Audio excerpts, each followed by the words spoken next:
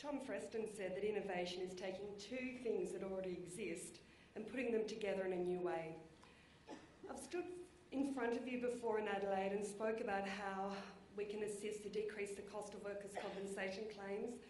I stood in front of you in Singapore and spoke about how we can improve productivity through wellness programs. Today, I want to take us to a little bit in the future. I want to talk about how we can use some technology that's already out there to drive and improve productivity within our organisations. But a word of warning, this isn't really the future. The two things I'm going to talk about already exist. They're just not put together in a way that actually creates value for you as an organisation. So, what do I want to talk about? Two specific things. I want to talk about, so we've had lawyers and we've had HR experts. So my background, I'm an occupational therapist. So today we're going to talk about wearable technology. And I think most of us on a really basic level have seen ads for Fitbits, or at some stage someone's had one, or you know about the Apple Watch, or you know about the Nike shoe, or you know about Garmin. You know, there's a whole lot of things. Some of your organisations would have sensors, fatigue sensors in hats, movement sensors that we can attach to people. Wearable technology is there. There's great things at the moment where we actually not necessarily strap it on as a watch. It could be a shirt that we put on, or as I said, a pair of shoes. But this idea of how can we understand some health information by actually collecting data through something that we wear all the time. The other thing, and just a little bit, we've probably seen that most historically in hospital-grade applications. So some of us may have worn Holter monitors that will take our heart rate and then we take it back to our cardiologist. Other people have swallowed pills that take photos until the camera goes out, and so that they can use that rather than scoping your tummy. So things have moved a long way, but the only product that I want to talk about today, and clearly I don't produce these products, this is not what we do at all, but just as a basis for the conversation, is the Garmin watch. And technology has moved a long way since, goodness gracious, as a OT at uni in the 80s, we would put on heart rate monitors. Now a Garmin watch, as an example, as a wearable technology, can understand and measure my sleep patterns. So my REM sleep, my non-REM sleep. It can have a direct relationship to any fatigue that I may be experiencing. It looks at my sweat rate. So it looks at what my skin temperature is compared to the ambient temperature. It obviously looks at heart rate. It talks about activity levels. So as we know, the number of steps we may complete in one day. It actually can look at your psychological status. So it can quite clearly identify depressive episodes and depressive symptomology. And these watches, within 24 hours of putting them on, can actually understand my biometrics and know that if I try to put on someone else, that's not right. So how as an employer could you use that information in the future? Could we use it to identify fatigue status for our drivers? Could we use it to identify the quality of sleep? What about drug use? There's a very strong correlation between heart rate and sweat levels and drug use. Obviously, we can use it to talk about activity levels and wellness programs. For one of the programs that we're applying to at the moment with heart rates, it's fascinating that they were able to track that a particular team at 3 p.m. every Monday afternoon had spikes in their heart rate. And when they dug down, it was when the senior manager came on the floor.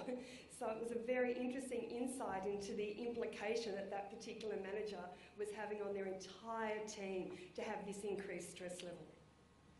So I think we get a bit of an idea. Just think about it as what's out there in the consumer space for the kind of health information that we can get, that we might use. One piece of information. What if we could start overlaying that with some predictive data analytics? And again, I'm a health professional, I'm not a data scientist. But let's think about if in fact I had all that wellness information and those activity information, what if I then also applied that to age, weight, activity, and then we're able to come up with coronary illness predictors.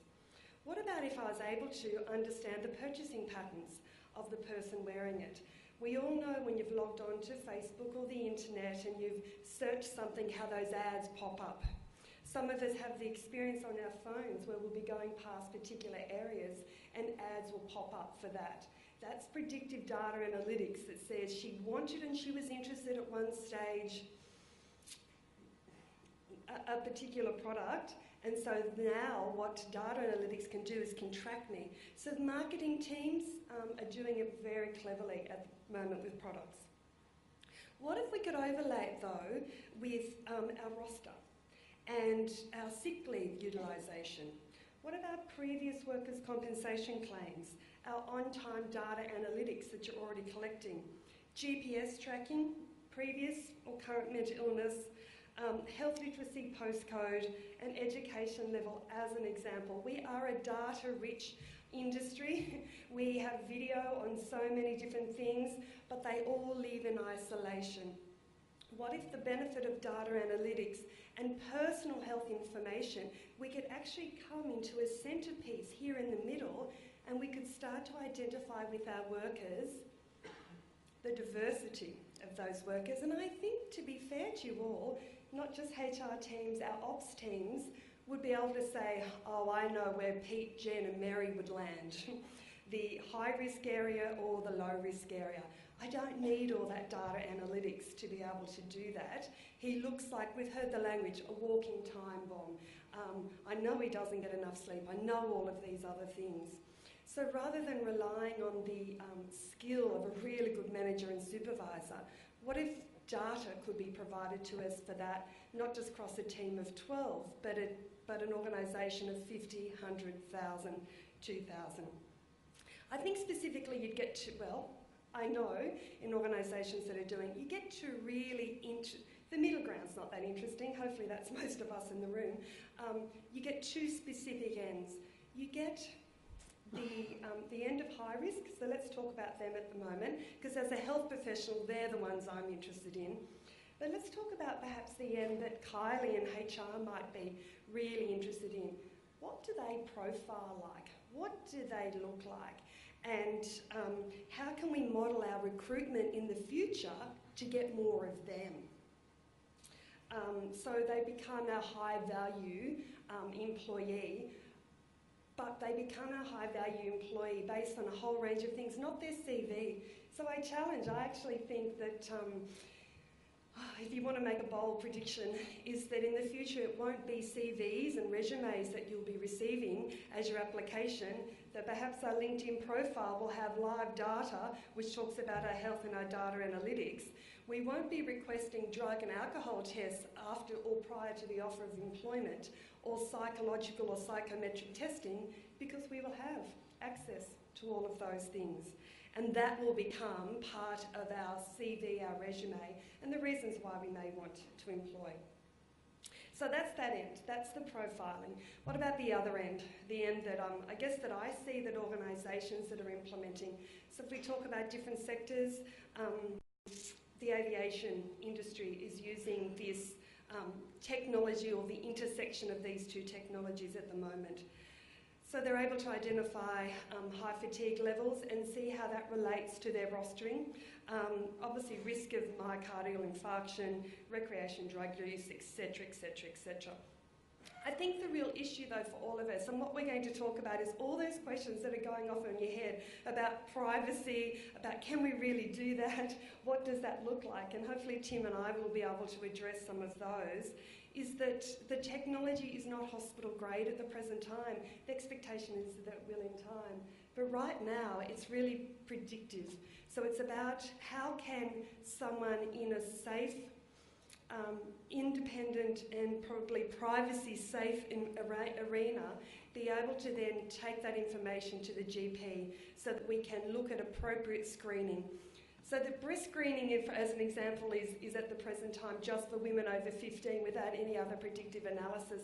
In the future, they'll get better at that. They'll say, actually, we don't need to screen every woman over 50. These are the health data points that we need to screen so we can actually better adjust and look at our intervention points.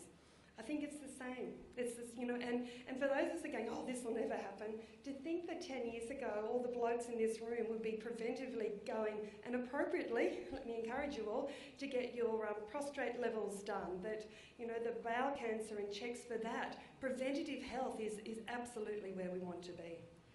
So why? Why are we worried? Goodness gracious, as employers, I employ 130 people. As employers, we've got enough worries, haven't we? 9 to 5 about getting our workers doing what we want them to do. Are we now saying to get into the health economics and the impact of their lifestyle issues? There is no doubt that this kind of profiling and the evidence around it is that yes, it does reduce your workers' compensation claims. Yes, it does improve or decrease your sick leave utilisation and improve your productivity. And how does it do that? With that magic word that Kyla used, and it's an engagement of staff. And probably that's one of the key points that I'd like to make, and I'll steal her language, is that about hearts and minds.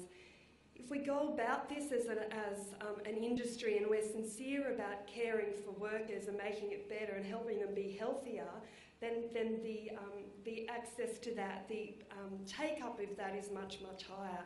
If as an industry it becomes more of this is a process to get rid of the guys or girls that we don't want, that is the issue that we see with unions and why we absolutely get pushback all the time. But again, that hasn't been my experience.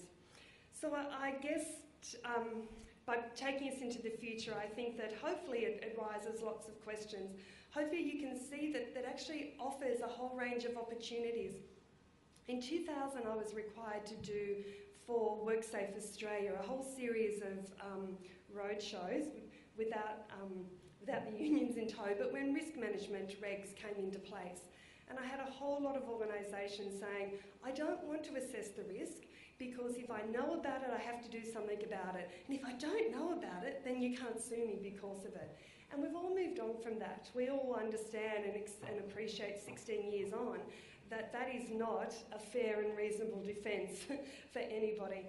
Can I predict that this may be the same about our health outcomes in the future and about us understanding what are the appropriate health drivers that improves health and wellbeing in a workplace, and how we can use data, how we can use predictive analytics to try and identify the key people that we need to be targeting.